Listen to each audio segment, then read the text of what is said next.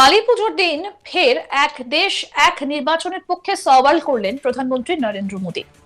সর্দার বল্লভভাই প্যাটেলের ১৪৯তম জন্মবার্ষিকীতে গুজরাটের statue of ইউনিটিতে রাষ্ট্রীয় একতা দিবসের অনুষ্ঠানে মোদী বলেন, ওয়ান নেশন ওয়ান ইলেকশন শীঘ্রই বাস্তবে পরিণত হবে। তিনি বলেন, এবার জাতীয় একতা দিবস একটা বিস্ময়কর কাকতালীয় ঘটনা নিয়ে এসেছে।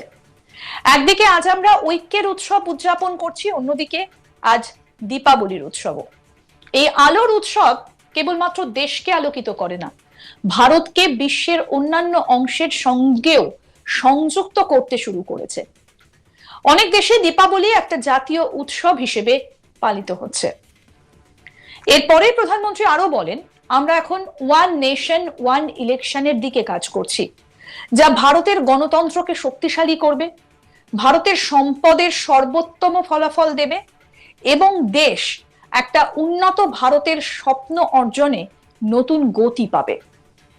আজ Bharat one nation one civil কোডের দিকে এগিয়ে যাচ্ছে, যা একটা ধর্মনিরপেক্ষ সিভিল কোড।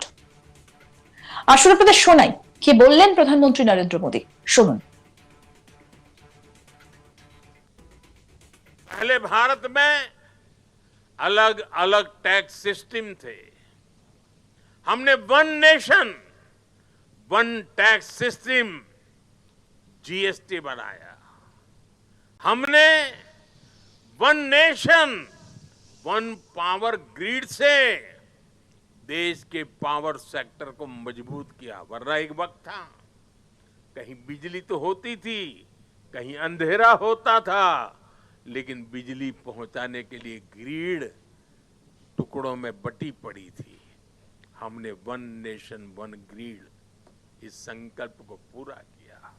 हमने one nation one ration card से गरीबों को मिलने वाली सुविधाओं को एक साथ जोड़ दिया, एकीकृत किया।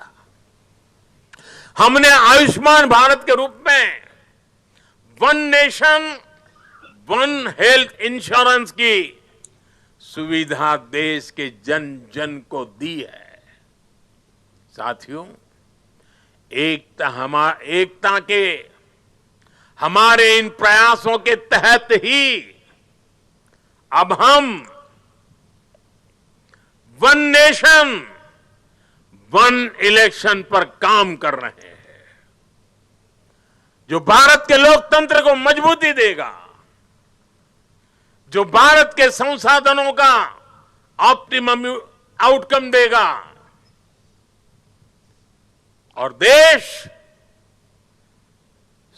विकसित भारत के सपने को पार करने में और नई गति प्राप्त करेगा, समृद्धि प्राप्त करेगा।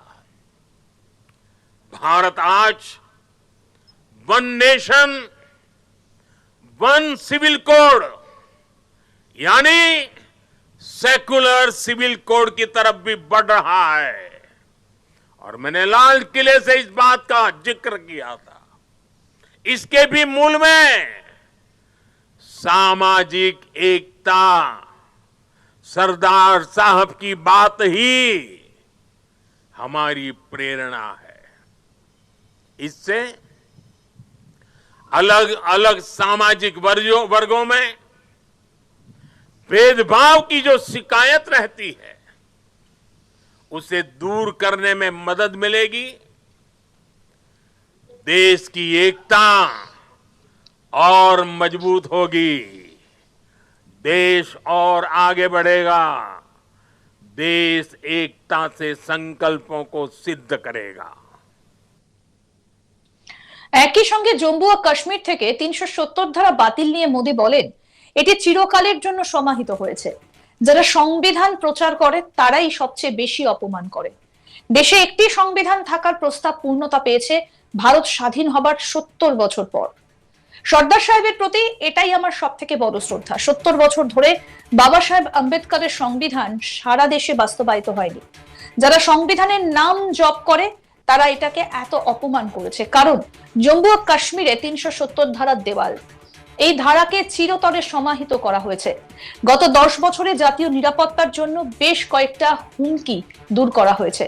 সন্ত্রাসবাদীদের কর্তারা এখন জানে যে ভারতের ক্ষতি করলে ফল পাওয়া যাবে না, কারণ ভারত তাদের রেহাই দেবে না। দেশের উত্তর পূর্বাঞ্চলের সমস্যাগুলি আলোচনা, বিশ্বাস এবং উন্নয়নের মাধ্যমে সমাধান করা হয়েছে। বোরো এবং ব্রু রিয়াং চুক্তি শান্তি এবং স্থিতিশীলতা প্রতিষ্ঠা করেছে। ত্রিপুরার দীর্ঘদিনের অস্থিরতার অবসান ঘটেছে। ভারত শান্তি, উন্নয়ন এবং সমৃদ্ধির সঙ্গে এগিয়ে যাচ্ছে। আমরা অসম এবং মেঘালয়ের মধ্যে সীমান্ত বিরোধের সমাধান করেছি। আর কি বললেন প্রধানমন্ত্রী, শোনাবো। साथियों, आज पूरे देश को खुशी है कि आजादी के 7 दशक बाद देश में एक देश, एक संविधान का संकल्प भी पूरा हुआ है। सरदार साहब की आत्मा को मेरी ये सबसे बड़ी श्रद्धांजलि है। देशवासियों को पता नहीं है, 70 साल तक बाबा साहब आंबेडकर का संविधान पूरे देश में लागू नहीं हुआ था। संविधान की माला जपने वालों ने संविधान का ऐसा घोर अपमान किया था। कारण क्या था? जम्मू कश्मीर में आर्टिकल 370 की दीवार, आर्टिकल 370 जो देश में दीवार बन के खड़ी थी, संविधान को यहां रोक देती थी, वहां के लोगों के अधिकारों से उनको वंचित रखती थी। वो धारा 370 को हमेशा हमेशा के लिए जमीन में गाड़ दिया गया है। पहली बार वहां इस विधानसभा चुनाव में बिना भेदभाव को वोट डाले गए। पहली बार जम्मू कश्मीर में मुख्यमंत्री ने आजादी के 75 साल के बाद पहली बार भारत के संविधान की शपथ ली है।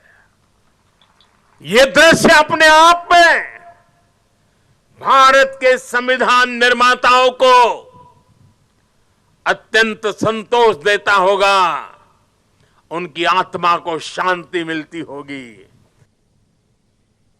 আরো আপডেট পেতে দেখতে থাকুন আজ তাক বাংলা, সাবস্ক্রাইব করুন।